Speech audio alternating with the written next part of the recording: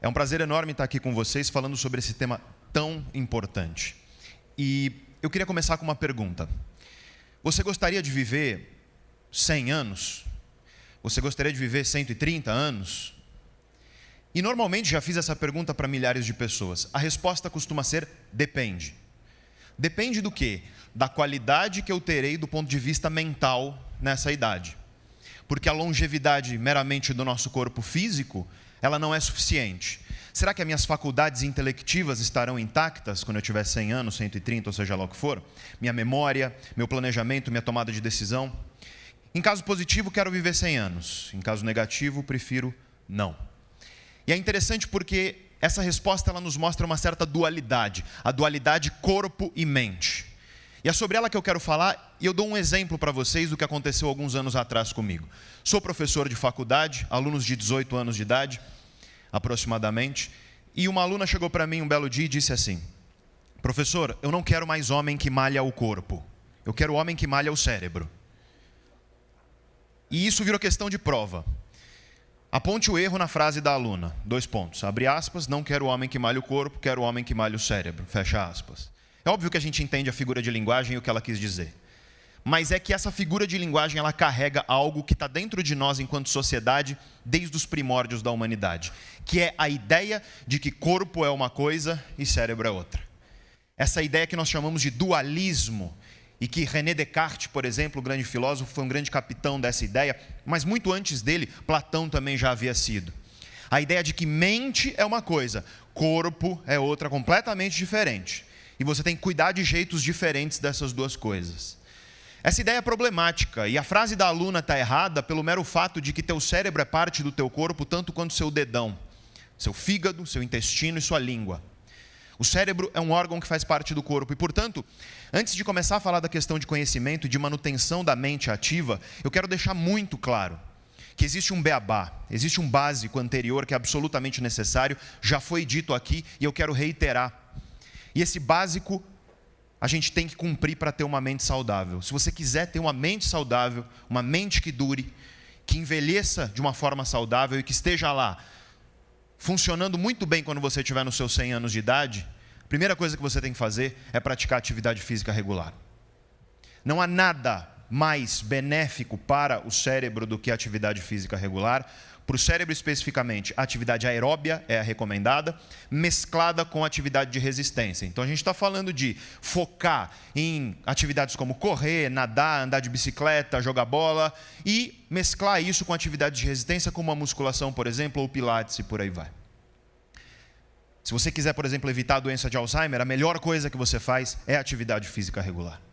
Em segundo lugar, é claro, o corpo é uma máquina e o que a gente bota dentro dele vai ditar, em grande medida, a qualidade de como essa máquina funciona. E, portanto, a alimentação saudável. Se você quer uma mente funcionando, capaz de aprender pelas próximas muitas décadas da tua vida, alimente-se bem. A dieta mais estudada pela ciência é a dieta do Mediterrâneo. Essencialmente, a gente está falando de uma concentração da tua alimentação em vegetais, grãos integrais, carnes brancas, óleos saudáveis. Em terceiro lugar, e não menos importante, sono. Sono é super importante. Dormir pouco mata. Dormir muito mata. Sono é um processo homeostático, é um processo de regulação biológica do nosso corpo e, portanto, equilíbrio é fundamental. Da mesma maneira, aliás, exercício físico demais faz mal, sedentarismo também. Esses 3 elementos, eles são o beabá, eles são o básico. Ou seja, não adianta você aprender Aristóteles se você é uma pessoa sedentária, tabagista, dorme 3 horas por noite. Existe o beabá e existe depois o filé mignon, aquilo que você pode adicionar à sua vida para conseguir manter sua mente ativa.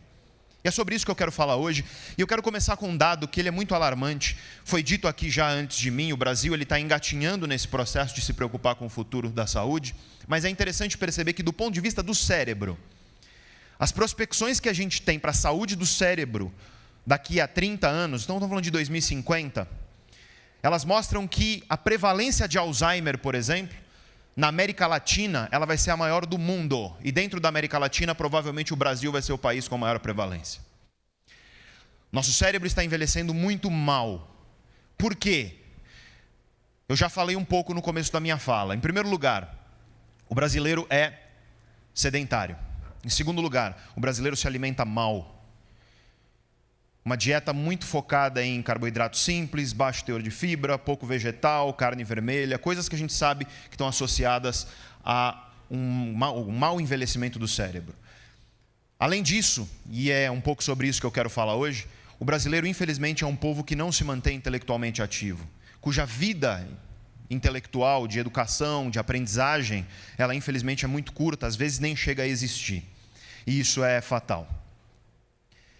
E nesse sentido, é interessante perceber que isso tem tudo a ver com um sintoma de uma sociedade, que é a sociedade do imediatismo. É a sociedade onde você puxa seu telefone agora e você consegue pedir a comida que você quiser. É a sociedade onde fast food já diz tudo, é a comida rápida. É a sociedade de fórmulas prontas para tudo. Por exemplo, capas de revista de fitness, onde você vê barriga chapada agora, sarado em 30 dias. Você percebe que não vai ter uma revista que vai te dizer assim: fique com o corpo que você deseja se você for para a academia de 3 a 5 vezes por semana, de 40 minutos a 1 hora, durante 5 anos. Alimente-se saudável, de maneira saudável nesse tempo, e talvez você olhe no espelho daqui a pouco e se orgulhe. Não, é sempre agora, imediato, é interessante. Fórmulas prontas até para o bem-estar, até para a felicidade, se você parar para pensar. Livros de autoajuda nos dizem o que nós temos que fazer para ser feliz amanhã. A fórmula disso ou daquilo. É interessante perceber que isso se espelha em uma realidade que quer respostas imediatas, rápidas e simples para perguntas que são complexas. A mesma coisa com dieta, se você parar para pensar. Qual é a dieta do momento? Aí você tem aquela pílula que vai ser a saúde do momento. Sei lá, hoje em dia talvez seja óleo de coco, alguma coisa do tipo. Abacate, sei lá. Parece que, então, construir saúde é você seguir certas fórmulas simples, construir bem-estar é seguir certas fórmulas simples. E no conhecimento acontece a mesma coisa, manter seu cérebro ativo. O que você faz se você quiser evitar a doença de Alzheimer? Alguém vai te dizer: faça palavra cruzada. Do ponto de vista científico, se você fizer palavra cruzada, você vai melhorar muito a sua capacidade de fazer palavra cruzada.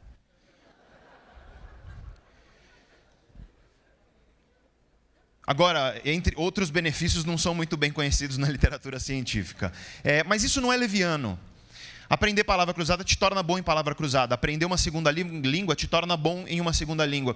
E a ideia é que manter o cérebro ativo do ponto de vista psicológico é justamente aprender coisas novas.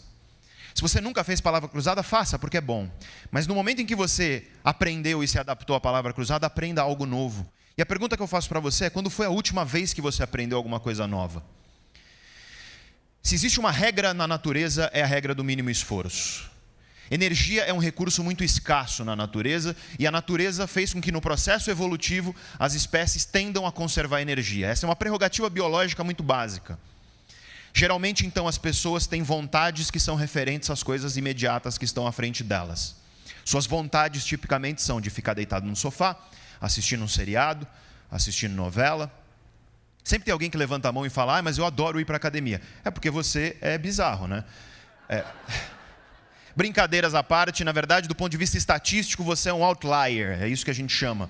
Isso significa que, no fim das contas, a maioria das pessoas, elas preferem conservar energia. Em todos os sentidos, a academia é um perfeito exemplo disso. E a gente está falando de conhecimento, do pilar de conhecimento aqui. E eu costumo dizer de maneira bastante incisiva que o conhecimento sem ação é vazio. Perceba o exemplo que eu posso te dar aqui. Nunca tivemos tanto conhecimento a respeito da importância de uma alimentação saudável e de atividade física regular. Nunca houve tanto conhecimento espalhado no mundo a respeito disso. É só você ver que mesmo uma pessoa hoje que mora num lugar simples, que não tem tanto acesso à educação, através da mídia, de novelas, através, enfim, do que está sendo disseminado pelos meios de comunicação, ela sabe, por exemplo, que salada faz bem, que fritura faz mal e por aí vai, que se exercitar faz bem. Só que eu quero que então você olhe os dados da OMS, mundo, global, e você vai ver que as pessoas, elas não estão emagrecendo, elas não estão se alimentando melhor e se exercitando mais, pelo menos não o suficiente para que os números a respeito da saúde melhorem. O conhecimento está aí. Mas o conhecimento ele só serve para algo de fato quando ele muda a forma como você se comporta. Quando ele altera ou transforma um pouco a forma como você age. E é nisso talvez que a gente tenha que focar. É em como as pessoas agem. Porque se existe preguiça para atividade física e para comer coisas saudáveis, sem sombra de dúvida existe preguiça para aprender coisas novas. Para você ter uma ideia, falar uma segunda língua, ser bilíngue, fluente em uma segunda língua, pode retardar o surgimento dos sintomas da doença de Alzheimer em até 5 anos. O mero fato de você ser bilíngue. Aí você me pergunta, Pedro, por quê? E eu te explico por quê. Quando você aprende uma segunda língua, você ressignifica o mundo inteiro. Essa cadeira na qual você está sentado não é mais só cadeira, ela é cadeira e chair. Esse microfone não é só microfone, é microfone e microphone. Ou seja, não é só uma maçã, é maçã e Apple. Você cria um novo mundo no teu cérebro. E essa é a grande lição. Para a gente manter a nossa mente ativa, a gente precisa estar o tempo inteiro construindo novas estradas no nosso cérebro, novas conexões, aprendendo coisas novas, desafiando o nosso cérebro em relação a coisas que não sabíamos antes. E isso gasta energia, e isso é chato. Fórmulas mágicas como vou aprender palavra cruzada, vou fazer sudoku e por aí vai, elas infelizmente não funcionam. Consistência é muito mais importante do que intensidade pontual, como tudo na vida, se você parar para pensar. E o maior inimigo desse processo de aprendizagem, de sempre estar criando novas estradas no nosso cérebro, de sempre estar buscando aquilo que é diferente, o maior inimigo, na verdade temos 2 grandes inimigos. O primeiro deles, sem sombra de dúvida, é o mundo veloz, é o mundo que quer tudo instantaneamente. E o segundo inimigo é um processo de acomodação, é um processo de adaptação. Nós nos adaptamos. É curioso quando você pega os estudos sobre bem-estar, os estudos sobre, por exemplo, satisfação geral com a vida. E aí você faz um mapeamento da satisfação geral com a vida das pessoas, da adolescência até a morte. E o que você vê, salvo exceções, inclusive em Brasil, é uma curva em U, onde o sujeito com 18 anos de idade ele tem uma satisfação alta com a vida dele. Essa curva vai caindo, chega ao seu ponto mais baixo quando você está entre os 40 e 50 anos de idade, volta a subir, de modo que um idoso tende a ser muito mais satisfeito em relação à sua vida do que uma pessoa de 30, 40, 50 anos de idade. Entre os 40 e 50 anos de idade, existe essa tal de crise da meia-idade, ela é documentada cientificamente, e inclusive a curva de depressão, de probabilidade de depressão, que é um transtorno neuropsiquiátrico, ela vai ter seu ponto mais alto justamente entre os 40 e 50 anos de idade. Entre os 40 e 50 anos de idade, você tem maior probabilidade de depressão. Veja então que isso nos põe uma questão. Por quê? Por que essa curva é um U? Por que ela cai na primeira metade da vida e volta a subir? Existem algumas respostas, mas a que eu acredito que é mais adequada aqui é você entender algo que um cara chamado Daniel Kahneman, que ganhou o Nobel de Economia em 2002, é um psicólogo, um sujeito muito importante na ciência atual. O Daniel Kahneman, ele nos mostra o seguinte: quando você olha no espelho e você enxerga um eu somente, eu sou o Pedro, eu sou o João, eu sou a Maria, isso está errado. Na verdade, do ponto de vista psicológico, é como se nós tivéssemos 2 eus. Nós temos um eu que eu chamo de eu projetivo, que, como o próprio nome diz, projeta para fora do agora. É um pedaço dentro de você, é um pedaço da tua mente, é um pedaço da tua psique que pensa para fora do agora, que olha para trás, para aquilo que já foi, olha para o futuro, para aquilo que virá a ser. Perceba que olhar para fora do agora é contar histórias. Quando você olha para o passado, você está contando uma história daquilo que você acha que já passou, e quando você olha para o futuro, você está contando uma história daquilo que você acha que virá. Esse é nosso eu projetivo. Nós temos, no entanto, um outro eu, que nós chamamos de eu experiencial, que, como o próprio nome diz, ele experiencia, vive o instante, vive o presente. Ele é muito diferente do eu projetivo. O nosso eu experiencial, ele está vivendo o momento nesse momento. Em vocês, por exemplo, é o que está dentro de vocês assistindo a essa palestra. Os estudos mostram que ele tem duração de até 3 segundos. Ele é super instantâneo, super imediato. E é interessante perceber que viver e pensar sobre a vida são 2 coisas diferentes. O nosso eu projetivo é diferente do nosso eu experiencial. O que faz feliz, por exemplo, o nosso eu projetivo, não faz feliz nosso eu experiencial. E o que faz feliz nosso eu projetivo? Ora, é olhar para o passado e enxergar uma história de valor. Olhar para o futuro e enxergar uma história de valor. E, portanto, olhar para o passado e enxergar conquistas de valor. E olhar para o futuro e enxergar metas e objetivos de valor. Isso faz nosso eu projetivo feliz. E aí você pergunta para mim, dinheiro traz felicidade? E muita gente fala na cara, na lata. Não. E está errado. Dinheiro pode sim trazer felicidade, porque pode ser algo que você olha para o passado e se orgulha das suas conquistas materiais, e pode ser algo que você olha como meta e objetivo para o futuro. Traz felicidade para um pedaço de você, que é esse eu projetivo. O problema é quando você coloca toda a tua energia no teu eu projetivo. Porque o que faz o nosso eu experiencial? Esse que está vendo a palestra, esse que vive o instante, o que faz ele feliz? É muito simples e muito difícil. É você estar aqui com a cabeça aqui. É você estar aqui pensando no que está acontecendo aqui. Um estudo publicado em 2010 por pesquisadores da Universidade de Harvard, publicado na revista Science, que é uma das mais respeitadas revistas de ciência do mundo. Ele demonstra de maneira incisiva: se você está aqui e a tua mente está vagueando, você está pensando em algo fora do que está acontecendo aqui, a probabilidade é que você esteja infeliz. O nome do artigo é A Wandering Mind is an Unhappy Mind. Uma mente que vagueia é uma mente infeliz. E essa é a grande questão. Eu quero voltar para aquela curva que eu falei para vocês.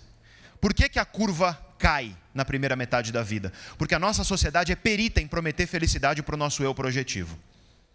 Desde que você nasceu, te colocaram um monte de objetivos e possíveis conquistas na tua frente.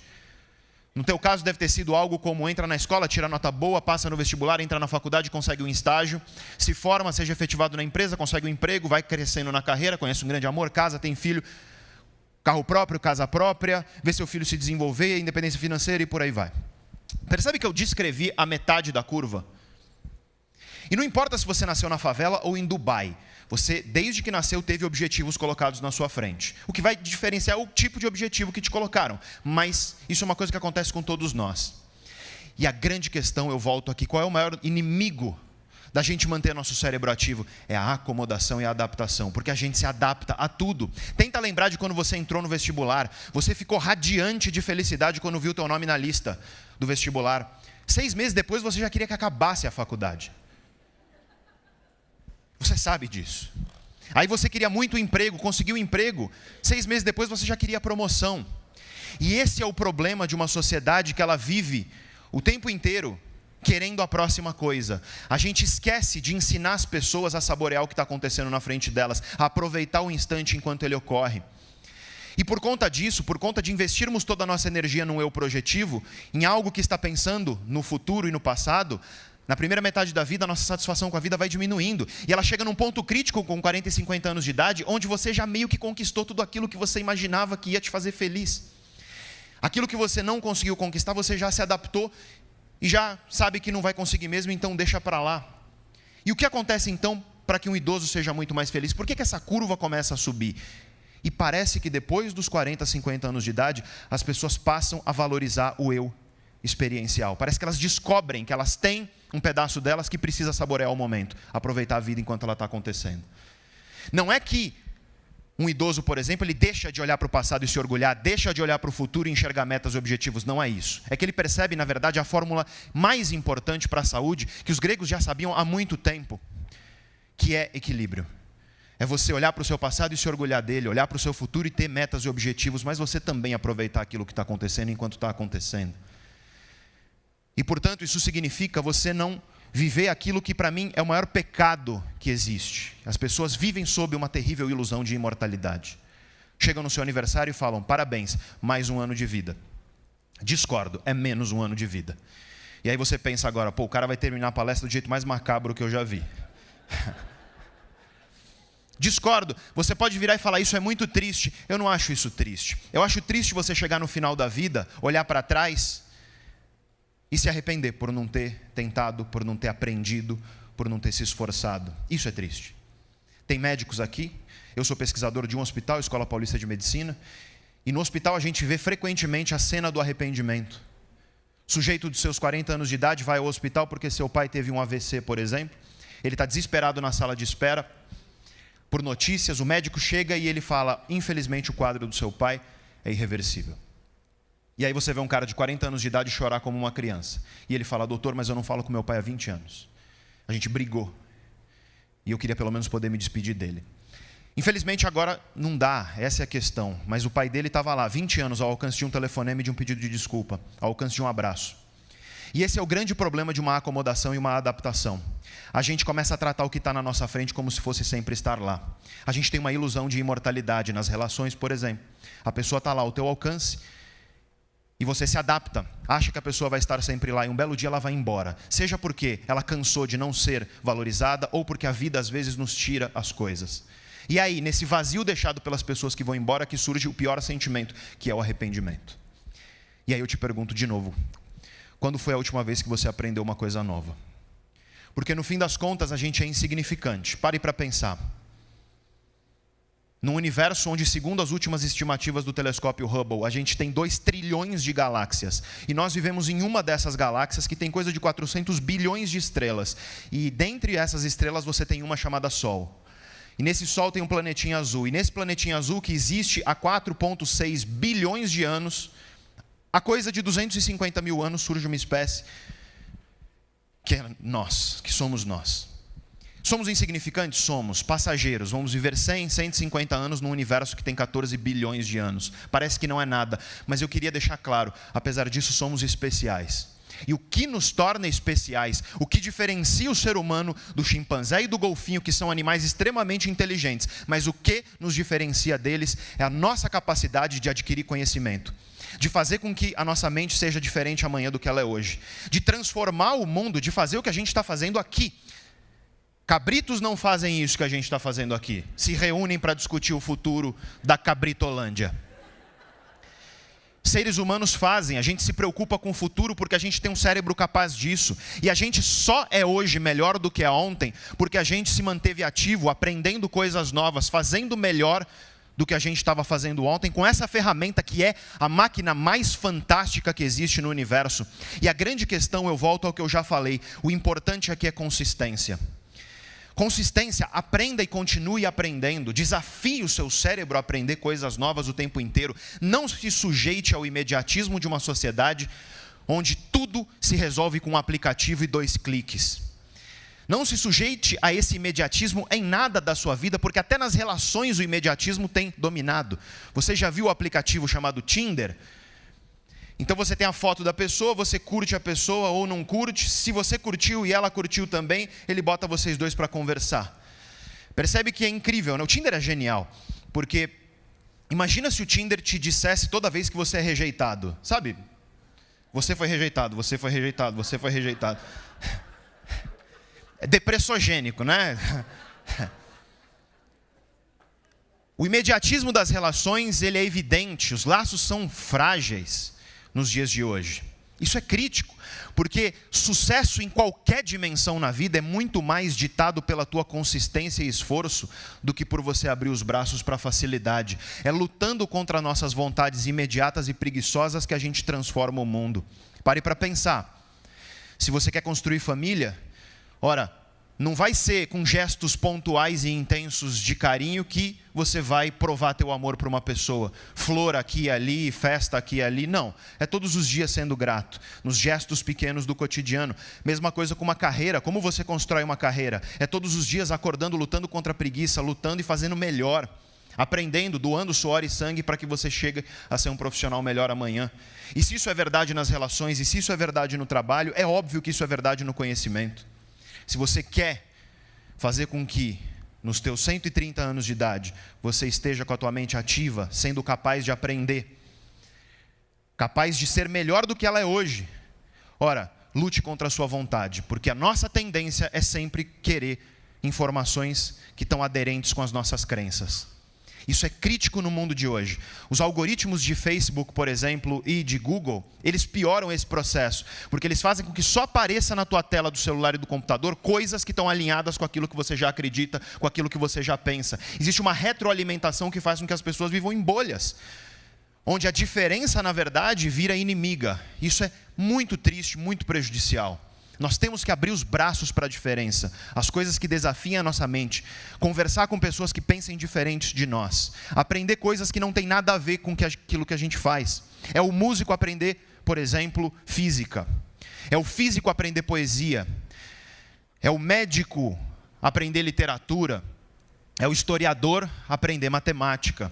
É fugir das estradas já construídas dentro do nosso cérebro e construir constantemente estradas novas. Por quê? Como no trabalho, como nas relações, como em absolutamente tudo na vida, acomodação é morte. Muito obrigado.